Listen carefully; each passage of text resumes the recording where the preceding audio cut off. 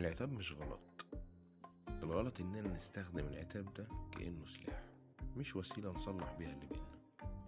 احنا ساعات بنفتكر ان العتاب لازم يكون بالصوت العالي او الهجوم او التجريح، مع ان الحقيقة ان اقوى عتاب في الدنيا هو العتاب الهادي، اللي بيحافظ على الكرامة وبيتفهم من غير ما يكسر.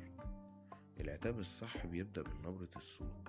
لما تعاتب حد ما تدخلش عليه وانت غضبان، وادخل عليه بإحساسك وقول له انا اتضايقت لما حصل كذا وكذا ومش عايز اكرر الاحساس ده تاني، بدل ما تروح وتقول له انت دايما بتعمل كده وانت مش مقدرني.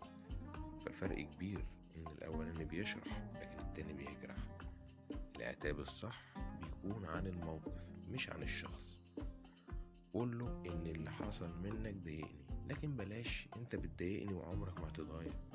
خد بالك ان العتاب مش محكمة، ومش لازم نطلع منها كسبان وخسران.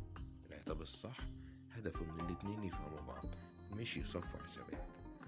ولو اللي قدامك بيحبك بجد هيقدر انك اخترت العتاب. ودلوقتي السؤال ليكم، ايه اكتر كلمة ممكن تتقال في العتاب وتجرح من غير قصد؟